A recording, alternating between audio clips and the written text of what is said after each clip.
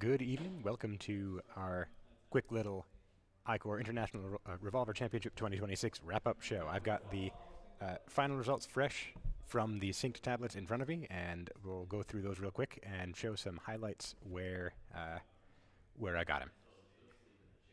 Oop, sorry. So first up, we will start with probably the smallest division.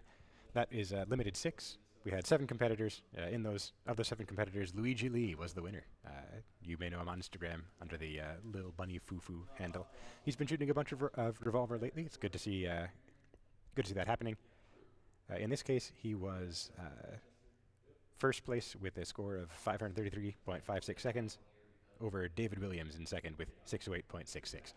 Now Luigi shot that on Friday, the same day I was shooting, so I don't have any limited 6 video of him. Unfortunately, we'll have to come back to that at some later point, perhaps, once I've gathered footage from the other folks who are recording.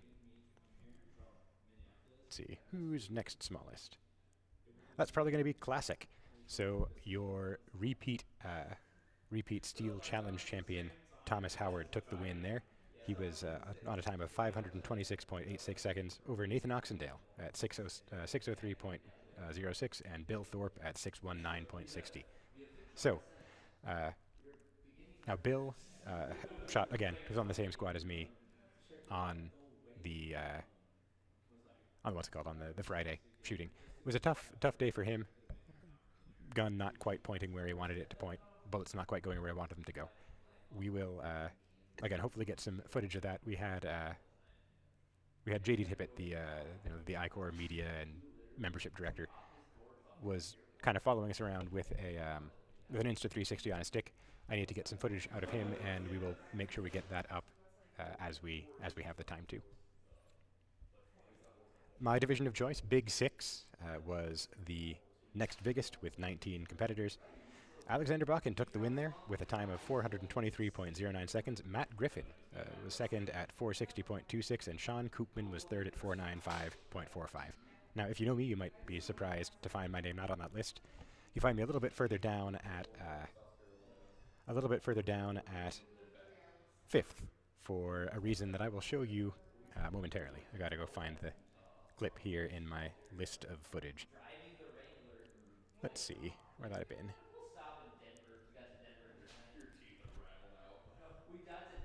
Is that the one? That's the one.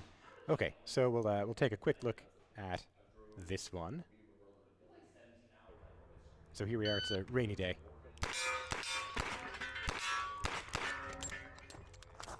On the way over.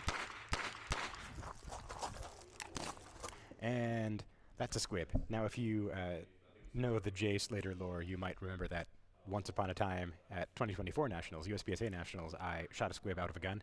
I then had to go have that gun rebarreled. That was the gun I shot World Shoot with, in fact. This time, the sound it made was much less like the sound of a bullet leaving the barrel, so I decided probably not worth pulling the trigger again on that one. I stopped. I was kind of stopped myself, and it did turn out to be a squib. It was lodged in the forcing cone, and on that stage, which was about a 20-ish second stage for top competitors, I lodged a score of 109 seconds. So that was a lot to come back from. I ended up in 5th after Mike Carmody in 4th. I will do the what if coping on my own time, but I would have finished a lot better absent that, alas. Anyway, rolling on to... Well, do I have any Big Six? I do have a little bit of Big Six footage. So most of the people shooting 6-round guns shot yesterday. I do have Matt Griffin on the drone cam here. Oh goodness, my just a moment, my clip player is slightly broken. I need to restart that. So we'll restart that real quick. And we'll take a look at Matt Griffin, I believe running stage 5. For Griffin. Yeah, here we go. So, hold the right graphic there. Matt Griffin, stage 5. And we'll take a look at it. stage 5 a challenging one here with a couple of tricky steel elements, including this position where Matt is right now, a 7-round position for a 6-round gun. That bobber presented only a very small amount, taking the target behind the barrel back here, then into the final position where you've got 6 shot. Well, yeah, final position where you've got 6 shots, and then the swinger out the side. All right, that was Matt Griffin's run on stage 5. I can scroll over to stage 5 real quick and say that was good for 3rd place on that stage. All right, moving on now to our 2nd largest division, Open. Now, of course, Open is typically the territory of Michael Poggi, the long-time repeat U.S. national champion. We'll take a look at a couple of his stage runs. We've got those on hand. He was, in fact, the victor here with a time of 338.72 seconds to 360.27 to 380.72. Luigi Lee and Jeff Stewart were in second. I've got a bunch of Jeff Stewart because he was shooting with Alex Bakken and Alexander Donner, the 2 people who were locked in a battle all day for the limited title. But again, first Poggi. So I've got stage 3 and stage 5. We'll take a look at stage 5 for him because we just saw stage 5 earlier, or just now for Griffin, kind of the same thing, and a different approach to it with an 8-round gun. All right, so here's Poggi.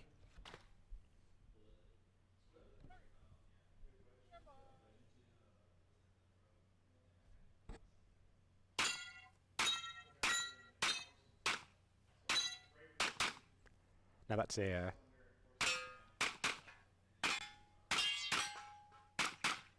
much easier starting position. He has 8 in the gun.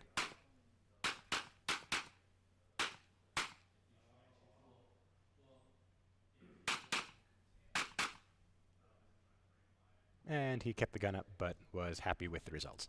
So there were a couple of places where, of course, the plan differed, where he had the ammunition to go all the way around. So the first position here with the star and the low target, that was 7 rounds, so he took that all in one. Let's see, I think he did 1, 2, 3, 4, 5, 6, 7 on the bobber up there, the bobber and popper sequence. From this little corner right here, he took 1, 2, 3, 4 targets for a total of 8 rounds, and then the last position. No, that was the where's the other one? I don't recall exactly what he took there in the last spot, but yeah, he came to the corner for 4 at the end. I suppose I can always roll it back and take a look.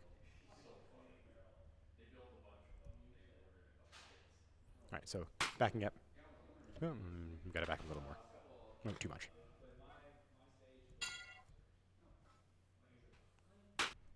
Okay, so 1, 2, 3, 4, 5, 6 cross, I guess, unless he took... Did he take those 2 poppers? Sorry, I'm just curious now for my own interest. Yeah, all the poppers there. Maybe it was just a 6 he took here. 1, 2, 3, 4, 5, 6. Yeah, and then he... Well, I guess maybe he wasn't happy with what he saw on that guy, the crossing target.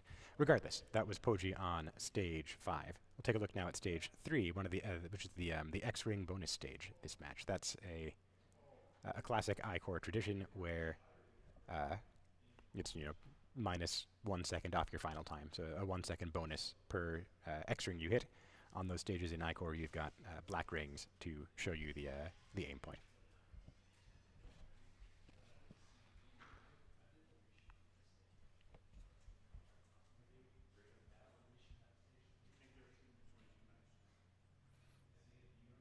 So from the first spot, you've got a total of 8 rounds. It's not totally clear, but it's these 1, 2, 3, 4 targets up on the right side of the stage here. Over to the middle, you've got 1, 2, through the port, 3, 4, 5, 6, 7, 8. That includes 2 poppers there. And then over to the final corner, 1, 2, 3, 4, 5, 6. He took an extra there on the crosser, I believe, through the port. So, X-string stages, the final times get awfully low. Mike's raw time there was 25.37 seconds. His final was 7.37 for a total of 18 X-rings out of the 25 hits on the target, on the stage. That was a good one. I also enjoyed that stage. X-ring is not usually my forte, but for whatever reason, I just was very locked in on that little black circle and ended up punching 14 myself with an iron sight gun in the rain, shooting through bags. I do actually have. I think I've got that. I think I have that in my archive as well. I will have to scroll a bit to find it. So we started. Is that X-ring? That is X-ring. Okay. Well, let me find the stage run in here real quick. Here it is. Okay. So, this is me on stage 3, running the same thing.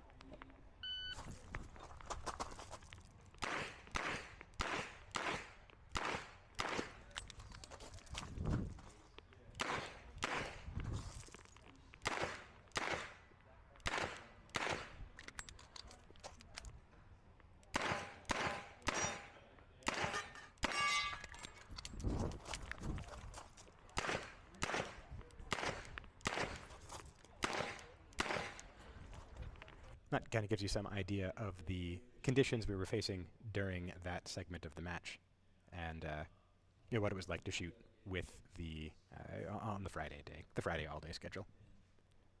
All right, so that is Poji. In open, we also had Luigi Lee in second place, so we'll take a look at him. I've got, I think, only one of him shooting open, yeah, and that was stage 2. So one of the things, I think I have lost my camera because I am, plugged in with the thingy. Let me get back on a different face cam real quick. Okay, back on a different face cam.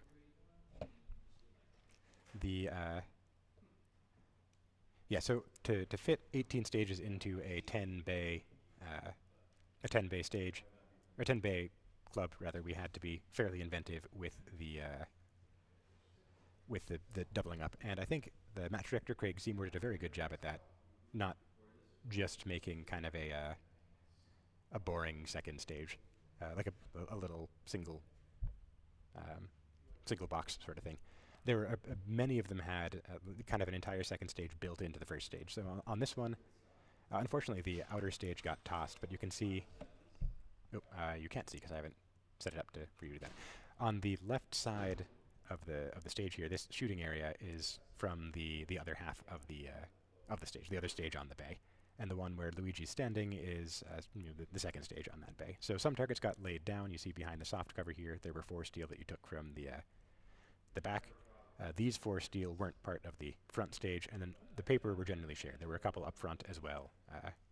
You can see a target stand right there, and I think another one right here that were included in the front but not the back.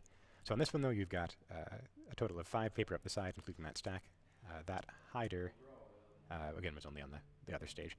And then you've got him behind a barrel, and there's another one hiding back there. So the 8-round plan for this involved kind of like an 8-6-6, was it? No, maybe an 8-6-8. We'll see in a second when Luigi does it. But basically you take this position kind of made sense if you were shooting 6 because you had to kind of eat a reload to get after the steel anyway. And then you had very close shots on these 2, which was nice. But the 8-round plan kind of stayed on this line after taking the back stuff. And we'll watch Luigi do that now. Oop, now this is also not a cut thing, so I need to find the end of his make ready.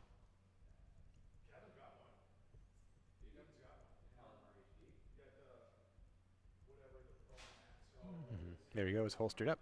Aro getting out of the way. And we'll watch again. Luigi Lee, stage 2.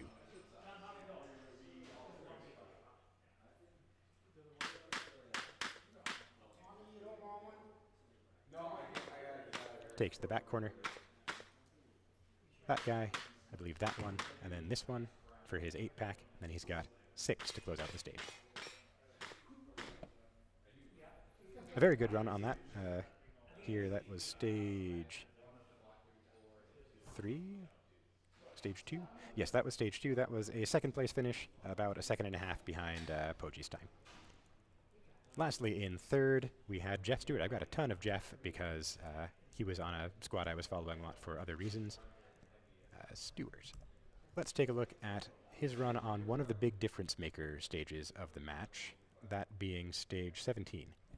So stage 17 was a 29 steel stage. You had a variety of, well, largely poppers and then one swinging plate.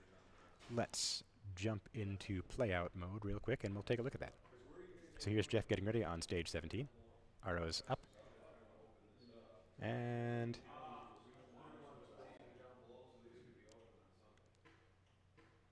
off to the races.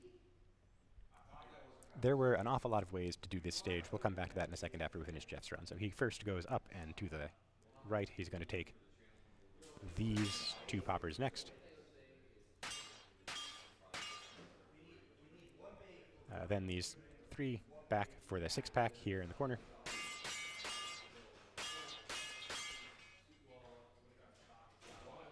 Over the bridge, into the back corner.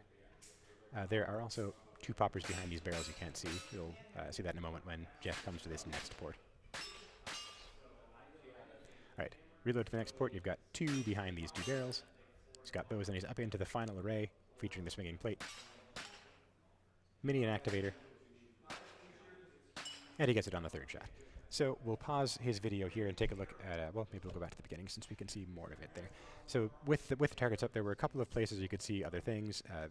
These 3 mini poppers in front of the red penalty steel. Those gave people fits in a lot of different ways, I think. It's a little intimidating seeing the red popper behind the you're behind the mini as you're coming into a position to shoot them. So people spent a lot of effort trying to take them in inventive ways. So from here you had a much longer shot, but the poppers sort of fall in between the penalty steel. There's also a lean kind of here you could take. The better solution, the one I ended up taking, if you line up on the left side of this port as opposed to in the middle, that takes away the penalty steel to the right side of each of the minis. So if you were to pull the shot right, you just hit the dirt as opposed to the penalty. In the 6th round divisions, it was a perfection challenge in a lot of places. There was also there's a 3-pack in here to go with that 3-pack. You've got 5 here with the swinging steel. And there was 6 in the back corner. And there's this little stop, and that's a 5-pack as we took it. So the 6 round plan, at least the way we did it, was 6 into the back 6, 5 over here, 3 carry into another 3, reload for 2, and reload again to get 1, 2, 3, 4. We got 1, 2, 3, and then you've got 3 cracks at the swinging steel.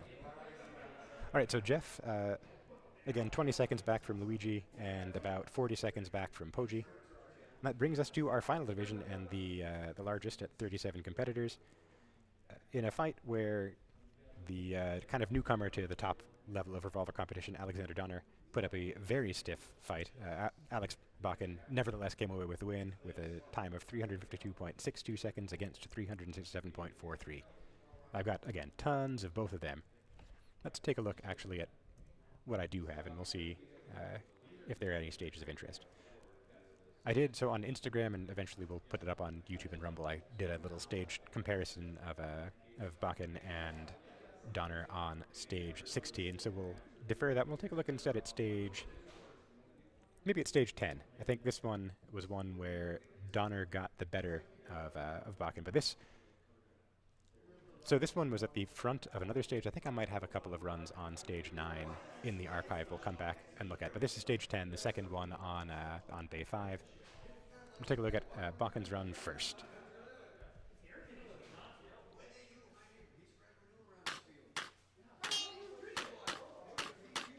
Start with a nice easy 7, reload to the middle. 6 in the middle, and then you've got a 6 to end it up. Or in Alex's case, a 7. So, there's I guess not a huge amount of interest, except that it was a different set of sixes and sevens, or sixes and fours for 6 round divisions. We'll take a look now at Donner. I'll take a look at actually stage 10 specifically. I've got a bunch of people on there. Okay, so stage 10, Alexander Donner. There we go. So we'll take a look at his run real quick. Basically, pretty much the same plan.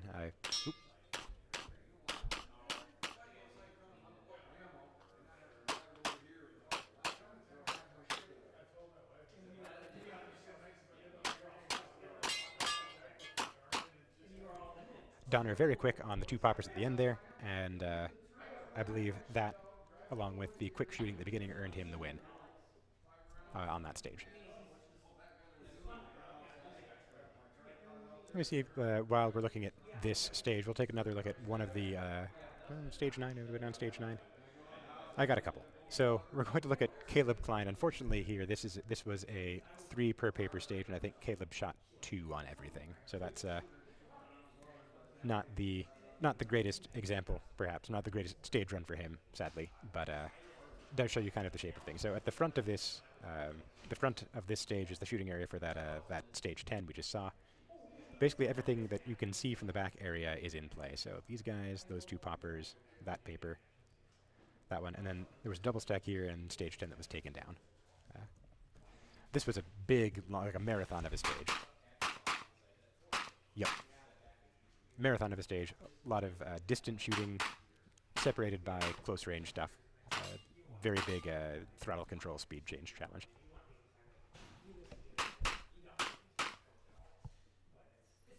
Klein, of course, wearing the Ruger Phoenix. Very good trigger puller. I think as his stage navigation skills improve, he will get to be a substantial threat in the revolver shooting world. Okay. So that was first and second. I don't actually think I have anything of third place Frank Kennedy, actually. I don't know that I was looking for him as a contender, and I didn't think to grab it. All right, it is getting now relatively late. Let me see if we've got anything else of particular interest, stage-wise and so forth. Again, with the marathon schedule for this match, we didn't get a chance to sync up footage with some of the other folks who were out recording, so I don't have as much as I would like to share today, but again, we'll keep on putting that up on socials as we get the chance. You can kind of follow the ICORE official or right here, Practical Shooting Live, and we'll get that posted. Let's maybe take a look at stage 18, last of the match, at least in numeric order. I've got. Yeah, we'll take a look at Bakken again on this. I just have to find the start of his run. I think it's pretty close. So we'll take a look at that one. Another one of only a handful of stages where it was not doubled up on a bay. It was a fairly small bay, but still big enough to put some mini poppers at a slightly tempting distance. A little easy to get too excited on them. So start with 4. 7 next. Hit a quick reload into the back corner here. 2 poppers. 6 rounds there on the poppers, and you've got 8 to close out. All right. I had to watch that again to kind of get my bearings, but we'll come back to the beginning, and I will annotate that for you and maybe talk about the differences with the 6-round plan.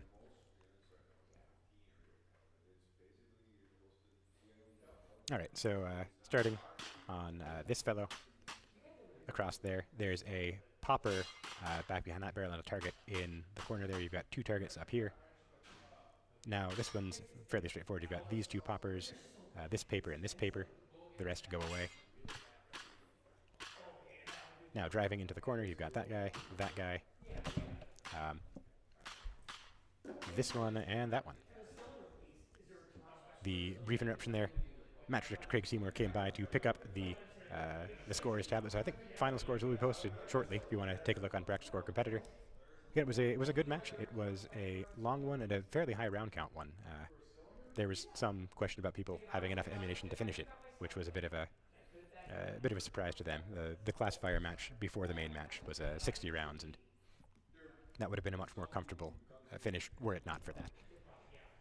That said, good times were had by all, in spite of the pouring rain on Friday.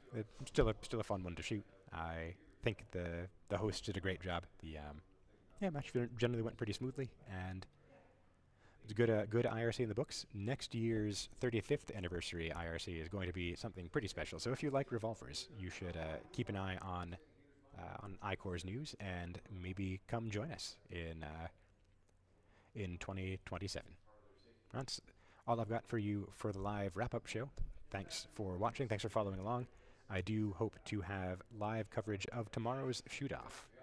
We'll need to fiddle with a couple of things to make sure that my camera situation is not going to cause me any strife like it did this time. But yeah, live shoot-off coverage. I expect to have that, and we'll also, of course, have a little bit of coverage of the $10,000 Records Reloaded Challenge, where a couple of us will pick up our quickest trigger fingering guns and see if we can break some Jerry Mitchell-like records. So you've got that to look forward to, and I've got a nice hot shower and a nice cool pillow ahead of me. So Jay Slater for Practical Shooting Live, signing off.